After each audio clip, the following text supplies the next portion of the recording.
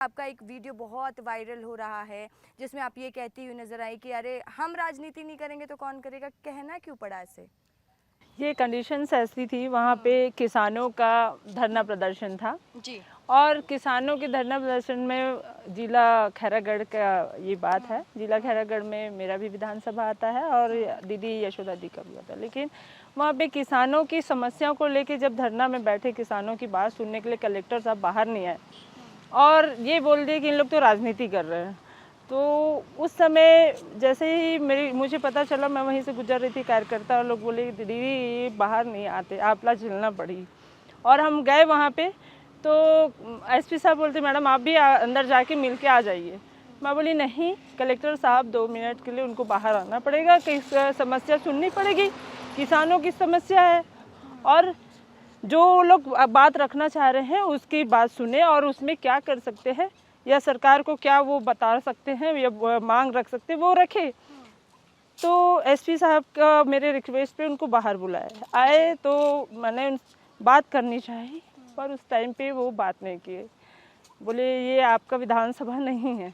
मैं बोली देखिए सर, ये यहाँ पे जो बैठे हैं किसान आधा मेरे विधानसभा के, आधा खैरागढ़ विधानसभा के, तो आप इस तरह से बात ना करें। और रही बात राजनीति करने की बात, तो हम लोग एमएलए हैं, हमको जनता चुन के लाई है और जनता के लिए हम आज खड़े हैं और जनता की बात को हमको रखना पड़ेगा और जनता की समस्या के लिए हमको लड़ना पड़ेगा। तो आज आपके पास रहे यहाँ पे समस्या को लेके आए, आप बोलते हैं कि राजनीति कर रही है, ये क्या बात हुई?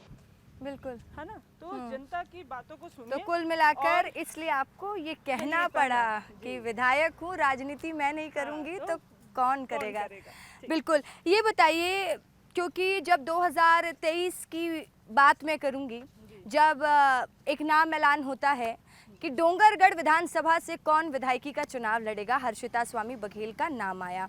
हर्षिता स्वामी बघेल को लेकर कुछ लोगों ने कहा कि पैराशूट लैंडिंग हो गई, कुछ लोगों ने कहा कि इनके गुट की हैं उनके गुट की हैं इसलिए थोड़ा फेवरेटिज्म मिला है। लेकिन हर्षिता स्वामी बघेल का राजनीतिक सफ़र क्या था? हर्षिता स्वामी बघेल कैसे राजनीति में आई? आज हमारे दर्शकों को आप खुद बताइए कि आपका सफ़र क्या था? राजनीति मेरे कॉलेज टाइम से शुरुआत हुई। मैं कॉलेज में जब कुमला कॉलेज में पढ़ती थी राजनांदगांव में, वहाँ मैं एनएसयूआई चुनाव लड़ी थी 2010 में और वहाँ कॉलेज की प्रेसिडेंट बनी। उसके बाद मैंने राजनांदगांव जिले पे मेन कांग्रेस में ज्वाइन की, जिला सचिव बनी। फिर 2013 के चुनाव में टिकट का दावेदारी भी की थी मैंने, विधानसभा टिकट का। टिकट नहीं मिला, मैंने प्रदेश सचिव बनी, प्रदेश सचिव महिला कांग्रेस की रही। उसके बाद फिर मैं मेरे राजनीतिक जो पहलू है और आगे बढ़ती गई। क्षेत्र में जनता चाहती मैं विधानसभा लड़ूँ और 2018 के टिकट भी के लिए भी मैंने मेहनत की, लेकिन उस टाइम पे जो जिला पंचायत लड़के जीत के आए थे उनको आगे प्राथमिकता मिली और वो 2018 में टिकट मिला उनको। फिर मेरे को जब टिकट नहीं मिला तो मेरी क्षेत्र की जनता कहने लगी कि दीदी आपको जिला पंचायत लड़ना है। मैं जिला पंचायत चुनाव लड़ी। क्या ये वही घटनाक्रम है जो निर्दलीय जिला पंचायत सबसे ज्यादा वोटों से जीती थी, ना बीजेपी ना कांग्रेस, और वो हर्षिता स्वामी बघेल थी? जी जी जी। तो उस टाइम पे ऐसा था कि कांग्रेस और बीजेपी से जो कैंडिडेट थे वो वहाँ पे जमानत जब्त हो गए थे और मैं पूरे 24 जिला पंचायत में सबसे ज़्यादा वोट से जीत के आई थी और निर्दलीय थी उस टाइम पे। और फिर भी बहुत अच्छे से मेहनत की और पूरी जनता का सपोर्ट था, अच्छे कार्यकर्ताओं का सपोर्ट था। उसके बाद मुझे 2023 में चुनाव में मुझे टिकट मिला और मैं आज आपके सामने विधायक के तौर पे हूँ। बिल्कुल। और नेताजी अंडर 50 के हमारी मेहमान भी हैं, क्योंकि देखिए नेताजी अंडर 50 जो विस्तार न्यूज़ का कार्यक्रम है उसका मकसद ही है फ्यूचर छत्तीसगढ़ के जो पॉलिटिशियन होंगे उनको इस शो में हम लेकर आते हैं और आप लोगों की बात जनता तक पहुंच सके। तो देखिए आपके राजनीतिक सफ़र के बारे में तो हमने जान ही लिया मैडम, लेकिन इसके साथ ही अब ये जानना बहुत ज़रूरी हो जाता है कि परिवार का इसमें क्या रिएक्शन था, क्योंकि अक्सर हम ये कहावत सुनते हैं कि एक सफल पुरुष के पीछे महिला का हाथ होता है, लेकिन जब महिला किसी भी क्षेत्र में आगे बढ़ती है तो क्या ये ठीक उसी तरीके से एप्लीकेबल होता है कि पति का सपोर्ट बहुत ज़रूरी होता है? बहुत ज़रूरी होता है।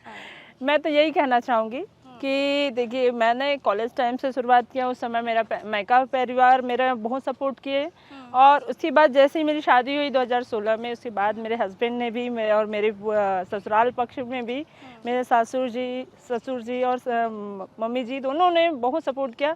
इवन मेरी मम्मी, मतलब मेरी सासू मम्मी मेरे को टिफ़िन पैक करके देती हैं और मेरे को कहती थी बेटा तुम मेहनत करो। अभी हाल ही की बात है बेटा, अब ज़्यादा मेहनत करना पड़ेगा तुमको।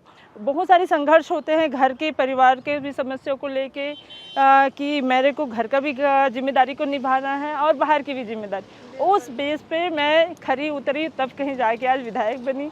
और हर कंडीशंस में, चाहे प्रेगनेंसी की कंडीशंस में रहे, चाहे एक महिला को हर पड़ाव से गुजरना पड़ता है, तो वो हर कंडीशन को मैं देखते हुए मैं सड़क पे रही, मैदान पे रही और राजनीतिक बैकग्राउंड पे रही।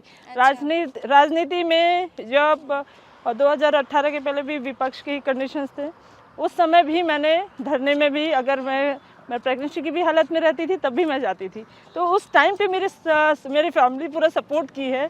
तो ये मान के चलिए कि आज अगर मैं यहाँ पे हूँ तो मेरे ससुराल पक्ष, मेरे मायका पक्ष और मेरे हस्बैंड का सबसे ज़्यादा सहयोग रहा है, तब कहीं जाके आज यहाँ तक कि हम लोग सफलतापूर्वक विधायक बन पाए। ये एक कहावत तो आपने भी सुनी होगी, आजकल जेनजी रोल में जो रहते हैं आजकल, तो कई बार लोग कहते हैं कि हमारे चाचा विधायक है, तो आपके तो बच्चे कहते होंगे हमारी मम्मी विधायक है, हमसे फैलना मत, हमसे लड़ाई मत करना। तो कभी बच्चे आपके कुछ बोले हैं कि मम्मी आप विधायक हो, या फिर कुछ भी राजनीति से जुड़ी ऐसा बातें उनके उसमें नहीं रहता, लेकिन हाँ बच्चे ये जरूर रहता है कि मम्मी आप विधायक हो ना, तो आप तो सब चीज़ लेके आ सकते हो, तो मेरे लिए जो भी है आप ये भी ला लेना, वो भी लाना। आप तो मम्मी, मेरा छोटा बेटा अभी सिर्फ 5 साल का है, वो बोलता है मम्मी मेरे को ना ये डोंगरगढ़ खरीदता। मैं बोली कैसे बेटा? अरे आप तो विधायक हो ना। मैं बोली ऐसा नहीं होता बेटा। तो इस तरह से थोड़े से बातें आती हैं, लेकिन ये मान के चलो बच्चों में भी हम लोगों ने ये संस्कार नहीं दिए कि मेरे घर वालों ने बहुत अच्छे से संभाला उनको, और मैं भी जब भी उनको समय मिलता है कभी, तो मैं जरूर उनको समझा के और पढ़ाई के लिए भी उनको कि भाई आज आपके पेरेंट्स कितने सफल हैं। आप डॉक्टर है, मेरे हस्बैंड तो डॉक्टर है, पापा या मम्मी विधायक है, इस पे आपको नहीं जोड़ना है बेटा, आप मेहनत करोगे तब आगे बढ़ोगे। बिल्कुल। ये बताइए आप मैडम, आप क्योंकि ये सवाल पूछना बहुत लाजमी हो जाता है एक महिला होने के नाते भी, जो राजनीति है आज भी मेल डोमिनेंस फील्ड है, आज भी पुरुषों का दबदबा ज़्यादा है, महिलाओं की संख्या वैसे नहीं है, लेकिन हाँ महिलाओं की संख्या राजनीति में धीरे धीरे बढ़ ज़रूर रही है। तो आप इसको किस तरीके से देखती हैं, महिलाओं का राजनीति में आना कितना संघर्षपूर्ण होता है पुरुषों के मुकाबले? देखिए महिलाओं का जो राजनीति में आना वास्तव में बहुत संघर्ष का सामना करना पड़ता है। पहली बार तो घर से अगर वो निकले, अरे मैं भीड़ में कैसे जाऊं, तो अपनी बात कैसे रखूं, ये सारी झिझक होती ज़रूर है। लेकिन जिसके पास कॉन्फिडेंस है, नहीं मेरे को अपनी बात रखना, जुनून होना चाहिए कि हमको ये, जब मैं अपने घर पे ये अच्छा काम कर लेती हूँ, ये काम को ख़त्म करने के लिए मेरे को समय चाहिए, इतने देर में मैं ख़त्म कर लूँगी, एक जुनून रहता है तब वो कर पाती है। वही जुनून अगर वो क्षेत्र में करेगी, नहीं मेरे को ये काम करना है, या मुझे टिकट चाहिए, या मेरे को लीडर से बात करनी है, या मेरे को अधिकारियों से बात करनी है, एक जुनून जिसके अंदर होता है कि मेरे को करना ही है, तो वो चाहे भीड़ के अंदर हो, चाहे कहीं अकेले कहीं पे जाना हो, तो वो कॉन्फिडेंस उनका लूज़ नहीं हो। कॉन्फिडेंस अगर है तो वो आगे बढ़ेगा और वो लगातार अपने जो लक्ष्य हैं उसमें वो आगे बढ़ सकता है।